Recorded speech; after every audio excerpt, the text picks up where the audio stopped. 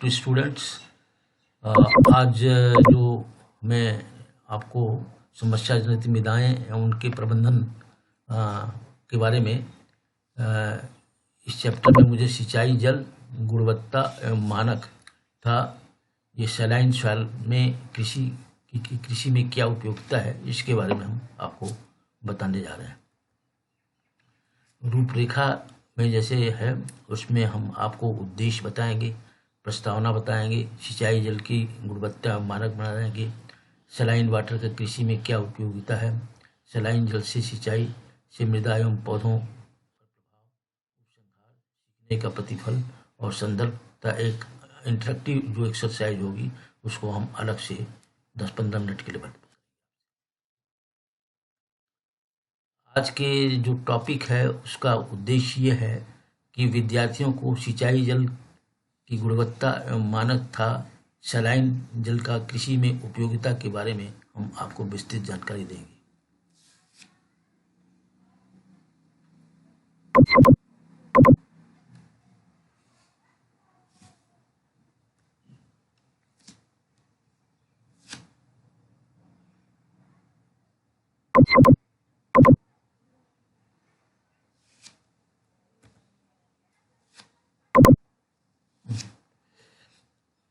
मैं इसको introductory part आपको जो प्रस्तावना है उसके बारे में बताऊंगा कि आप सभी जानते हैं कि पौधे के उचित वृद्धि के लिए जल की उपलब्धता के साथ साथ जल की गुणवत्ता एवं उसके स्टैंडर्ड मानक भी ठीक होना चाहिए। सिंचाई जल की गुणवत्ता जल में जो सॉल्युबल साल्ट्स होते हैं उनकी मात्रा तथा उसकी प्रकृति पर निर्भर करती है।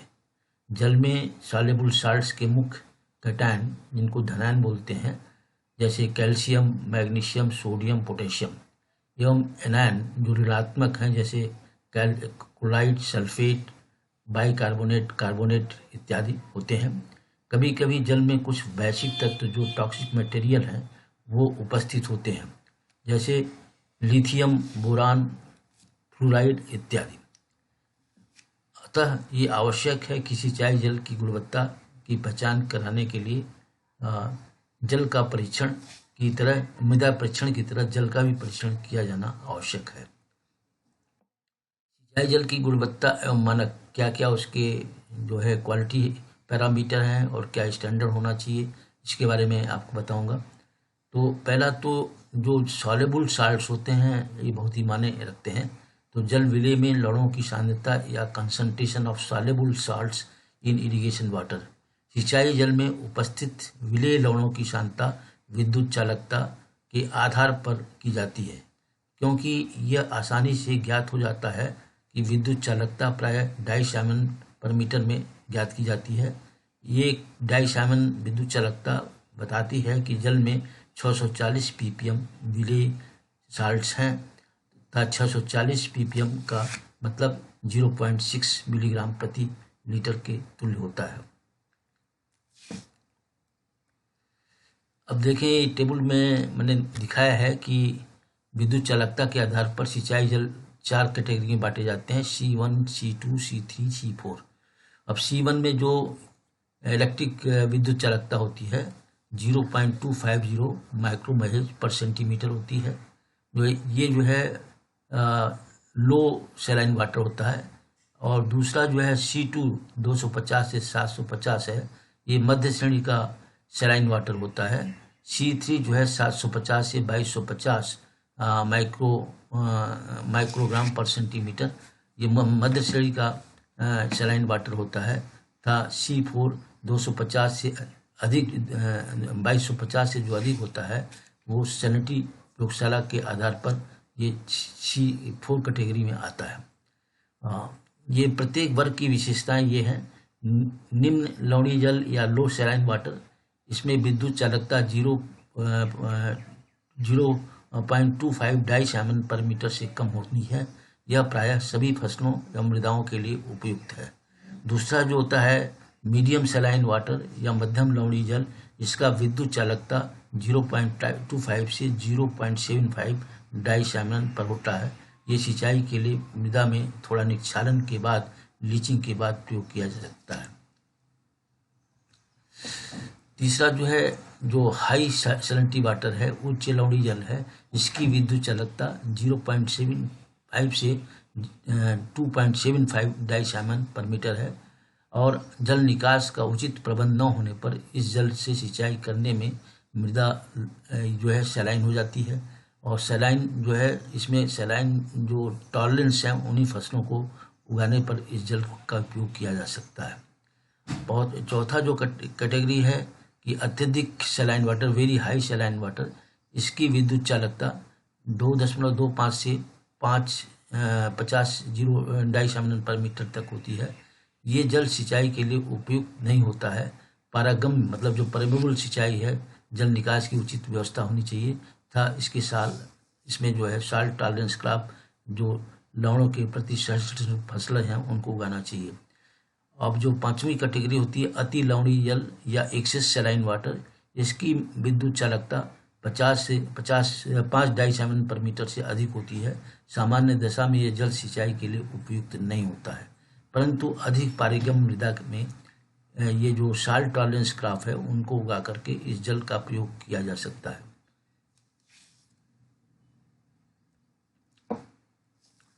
अब सोडियम की सांद्रता, इनकी मतलब जो कैटायंस हैं उनके आधार पर, अपेक्षित अनुपात के आधार पर कि कैल्शियम मैग्नीशियम का क्या रेशियो है। यदि सिंचाई जल में सोडियम की अधिकता होती है तो अल्कली हैजर्ड, क्षार जो है संकट अधिक होता है, परंतु कैल्शियम मैग्नीशियम की प्राप्तता होने पर क्षार संकट कम होता है। सिंचाई जल में सोडियम, कैल्शियम और प्लस मैग्नीशियम में का अनुपात 0:1 से अधिक नहीं होना चाहिए। इससे अधिक अनुपात फसलों के लिए हानिकारक होता है। सोडियम प्रतिशत कैसे निकालते हैं, उसके लिए एक ये फार्मूला है, sodium into 100 divided by calcium magnesium plus sodium. इसकी सांद्रता मिली इक्विवेलेंट पर लीटर में व्यक्त करते हैं। ये देखिए सोडियम के आधार पर, जो सोडियम प्रतिशत के आधार पर सिंचाई जल का वर्गीकरण किया गया है। इसमें 5 कैटेगरी बनाए गए हैं। पहली कैटेगरी में आपका सोडियम 20% से कम हो तो ये एक्सेलेंट या श्रेष्ठ माना जाता है। दूसरा जो है 20 से 40 अगर सोडियम प्रतिशत है तो अच्छा, ये गुड जल माना जाता है। तीसरा जो है 40 से 60 है तो ये परमिशिबल लिमिट में आता है, इसको आप इस्तेमाल कर सकते हैं। लेकिन 60 से 80% सोडियम है तो ये डाउटफुल होता है, इसको इस्तेमाल नहीं करना चाहिए। पांचवा जो होता है 80 से अधिक होता है, ये बिल्कुल अनुपयुक्त होता है। ऐसे जल का, सोडियम जल का सिंचाई के लिए प्रयोग नहीं करना चाहिए। अब इसमें एक SRA सोडियम एब्जॉर्प्शन रेशियो निकालते हैं, जिसके लिए sodium under root calcium plus magnesium होता है। सोडियम, कैल्शियम, मैग्नीशियम को हमेशा मिली इक्विवेलेंट पर लीटर में व्यक्त करते हैं। अब SRA की सीमाएं जो है, जो सोडियम अधिशोषण अनुपात है, उसमें भी S1, S2, S3, S4 4 category है। इसकी लिमिट्स S1 की 0 से 10 होता है और इसमें जो है ये न्यून सोडियम जल होता है। S2 जो होता है 10 से 18 के बीच में होता है, इसकी लिमिट, ये मध्यम सोडियम जल होता है। S3 18 से 20 होता है, ये उच्च सोडियम जल होता है। अगर SR जो है 26 से अधिक है तो ये अत्यधिक सोडियम जल होता है, जिससे सिंचाई नहीं करते हैं। ये रिचर्ड 1954 ने बताया है। और अब इसके क्वालिटीज़ के बारे, कैरेक्टरिस्टिक्स के बारे में हम बताएंगे कि S1 जो है न्यून सोडियम, लो सोडियम वाटर। साधारणतः इस जल का प्रत्येक प्रयोग मृदा एवं हर प्रकार के फसल के लिए उपयोग में लाया जा सकता है। इसके उपयोग से भूमि में विनिमय सोडियम के बढ़ने की आशंका नहीं होती है। दूसरा जो S2 है, मध्यम सोडियम जल या मीडियम सोडियम जल। इस जल का उपयोग मोटी कणाकार अच्छी पारगम्य एवं कार्बनिक मृदाओं पर किया जा सकता है। महीन कणाकार मृदाओं में सोडियम संचय की कम संभावना होती है। अब उच्च सोडियम जल, हाई सोडियम वाटर, इस जल के उपचार से अधिकतर मृदाओं में विनिमय सोडियम की मात्रा बढ़ जाती है। इस जल से फसल उगाने के लिए निक्षालन एवं जल निकास अच्छा होना चाहिए। और चौथा जो है S4 कैटेगरी है, इसमें अत्यधिक सोडियम जल, वेरी हाई सोडियम वाटर। यह जल साधारणतः सिंचाई के लिए संतोषजनक नहीं है। जिप्सम और अन्य रासायनिक मृदा सुधारकों का प्रयोग कर इस जल को उपयोग किया जा सकता है। समायोजित सोडियम अधिशोषण अनुपात, जिसको एडजस्टेड सोडियम एब्जॉर्प्शन रेशियो भी कहते हैं, ये अवशिष्ट सोडियम कार्बोनेट अनुपात या सोडियम अधिशोषण अनुपात से जल की उपयुक्तता ज्ञात की जाती है। समायोजित सोडियम अनुपात में इस दोनों का अवशेष होता है। इसके लिए निम्न सूत्र का उपयोग किया जाता है। ESR is equal to SAR in bracket 1 + 8.4 into PSC। PSC means जो है pH ऑफ कंसंट्रेशन। PSC का मान सोडियम, मैग्नीशियम, कैल्शियम कार्बोनेट था बाइकार्बोनेट आयंस की मात्रा मिली इक्विवेलेंट पर लीटर के आधार पर किया जाता है। समायोजित सोडियम अधिशोषण अनुपात के अनुसार सिंचाई जल को वर्गीकरण इस तरह से कर सकते हैं। इसके वर्ग 1, 2, 3, 4, 5 है और क्षमता जो है वर्ग 1 में कम होता है। इसका जो है ASR 10 से कम होता है। दूसरा जो है मध्यम होता है, इसका ASR 10 से 20 तक होता है। और तीसरा जो होता है अधिक होता है, ये उसका ASR 20 से 30 तक होता है। और चौथा जो होता है बहुत अधिक होता है, जो 30 से 40 ASR होता है। और पांचवा जो है अत्यधिक होता है, जिसका ASR 30 से 40 होता है। तो इसी था ASR के अनुसार सिंचाई जल की उपयुक्तता आप इस तरह से फसलों के अनुसार भी कर सकते हैं।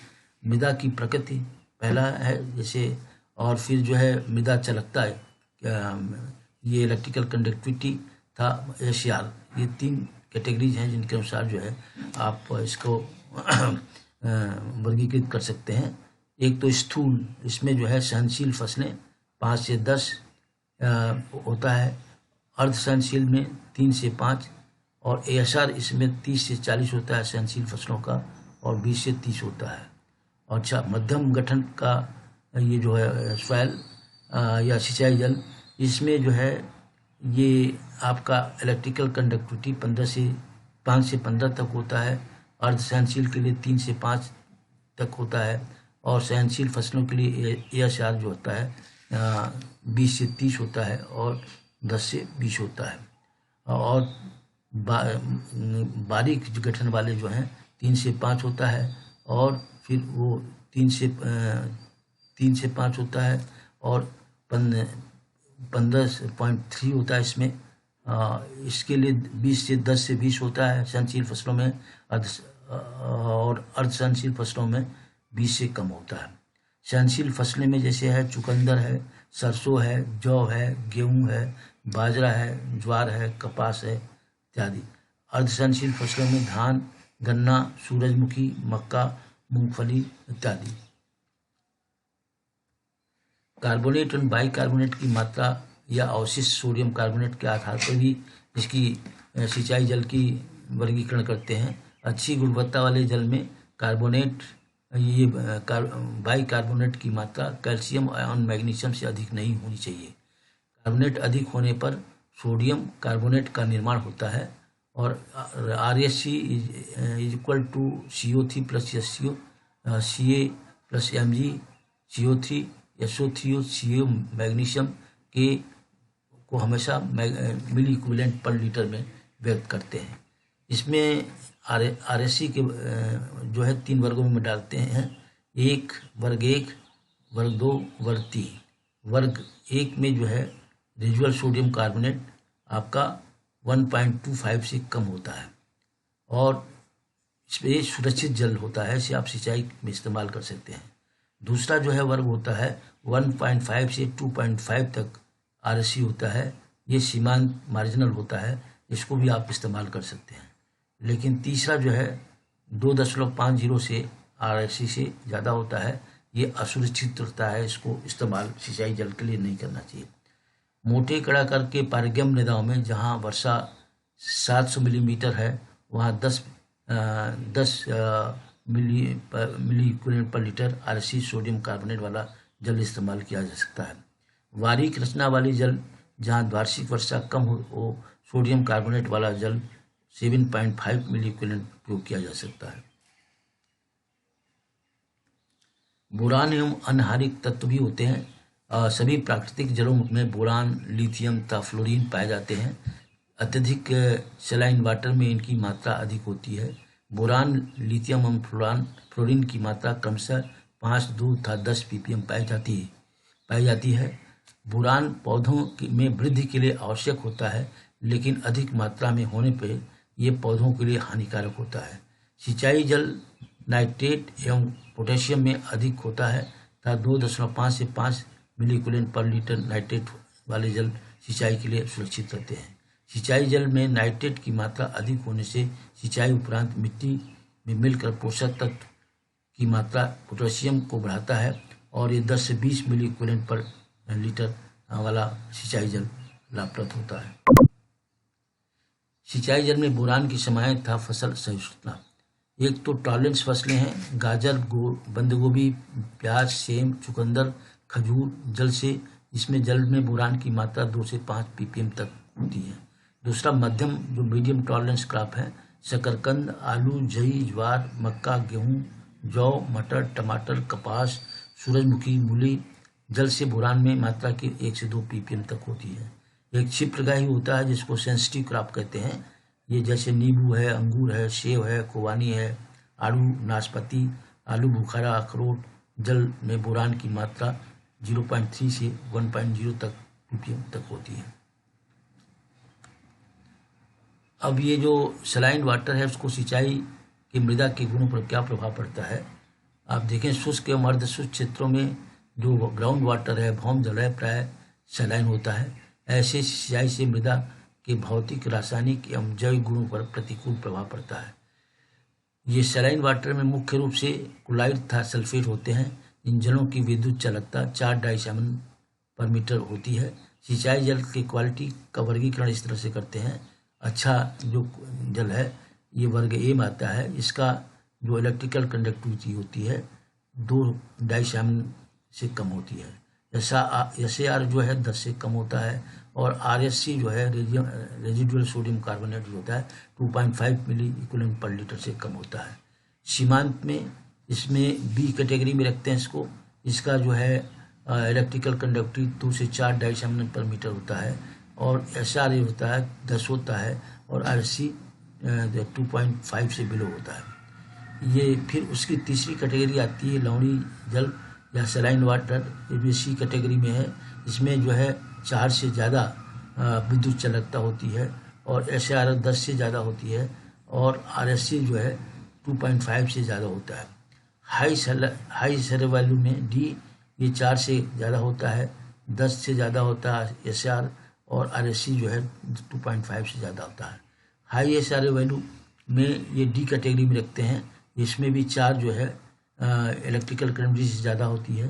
इसमें 10 जो है SR ज़्यादा होता है और ये जो है RSC 2.5 से ज़्यादा होती है। अब मार्जिनल अल्कली में इसको ई कैटेगरी में रखते हैं। इसका भी SRA 4 से ज़्यादा होता है डाइसैमन से और SRA जो 10 होता है तथा ये जो है 2.5 से 10.40 तक RSC होती है। अल्कली हैज़र्ड ये F से कैटेगरी में आता है।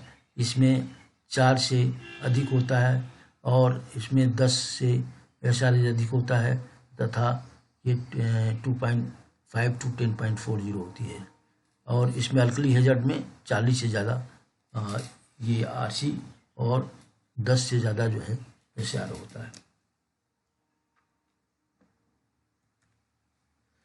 मानपूर्ण लाइट की प्रचुर वाली मात्रा में लवणीय जल का अधिक प्रतिकूल प्रभाव पड़ता है, जबकि क्लोराइट क्ले था ये इलाइट क्ले वाली मृदाओं में लवणीय जल का प्रतिकूल प्रभाव पड़ता है। क्षारीय जल में भूमि के जल प्रबंधन में कमी आ जाती है, इस पर मृदा कणाकार का प्रभाव पड़ता है। बलुई दोमट क्षारीय जल का असर अधिक नहीं होता है। क्ले एवं दोमट में जल प्रवेश का प्राय कमी आ जाती है। लवणीय एवं क्षारीय जल से सिंचाई करने में विनिमय सोडियम प्रतिशत बढ़ जाता है, जो कार्बनिक पदार्थों को विलय कर देता है, जिससे मृदा संरचना खराब हो जाती है और पौधों की अपर्याप्त जल नहीं मिल पाता। खराब संरचना वाली मृदाओं में जल के धारण की क्षमता कम हो जाती है, जिससे पौधों की पर्याप्त जल नहीं मिल पाता है।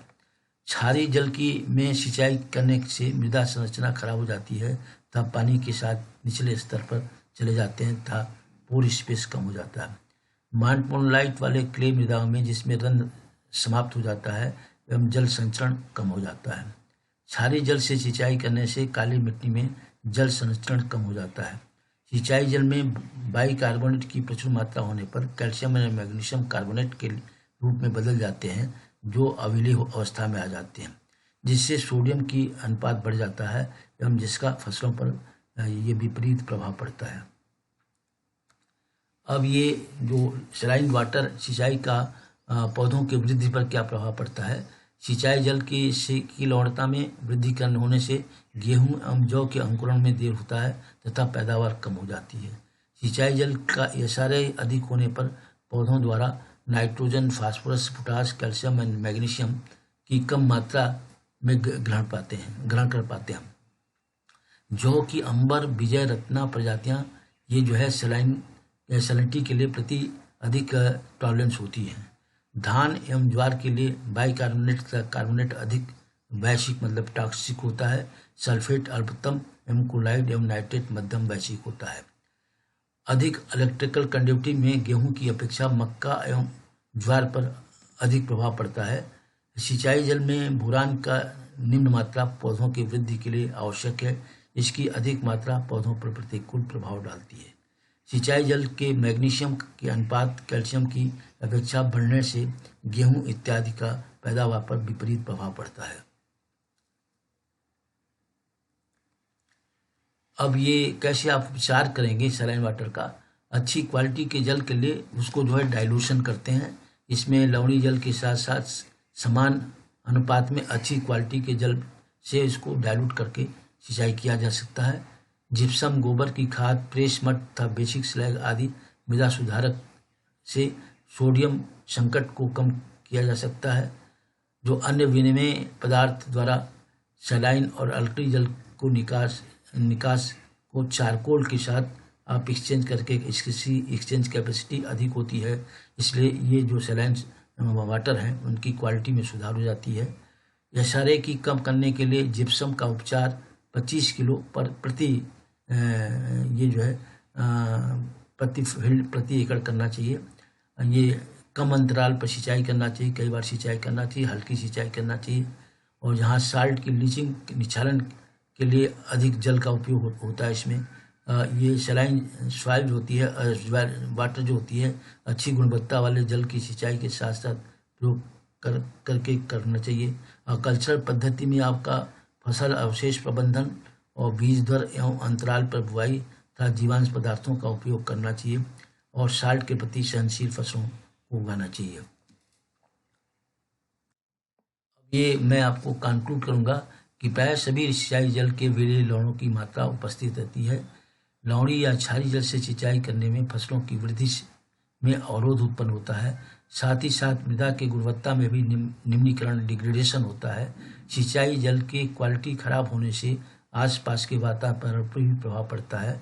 सिंचाई जल किसी भी स्रोत का हो, फसलों के लिए उपयोग करने के पहले मृदा परीक्षण की तरह सिंचाई जल की भी प्रशिक्षण आवश्यक है, क्योंकि सिंचाई जल लवणों एवं क्षारों की सांद्रता का पता लगाया जा सकता है। सिंचाई जल के निर्धारित मापदंड के अनुसार अच्छे क्वालिटी की जल से तनुकरण मृदा सुधारने जैसे जिप्सम, बेसिक स्लैग, गोबर की खाद एवं प्रेस मड, चारकोल के प्रयोग लवणीय एवं क्षारीय लवणों के संकट को दूर करने के लिए किया जा सकता है। इसके अतिरिक्त लवणों की लीचिंग, निक्षालन, कम अंतराल पर सिंचाई, कल्चरल पद्धति द्वारा सिंचाई जल की गुणवत्ता को सुधारा जा सकता है।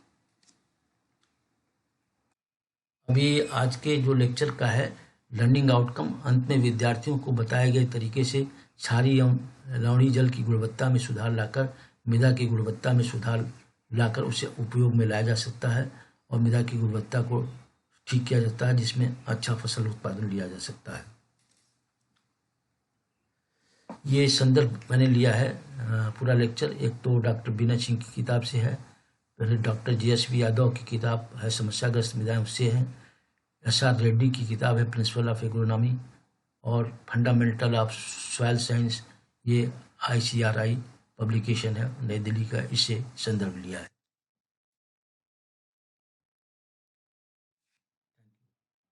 ये आपको हम जो है इंटरेक्टिव जो वीडियो बनाए हैं उसमें 5 प्रश्न पूछेंगे, आपको प्रश्न का जवाब देना पड़ेगा और वो मैं लोड कर दे रहा हूँ आपको अभी। हाँ, इसका अलग से होगा।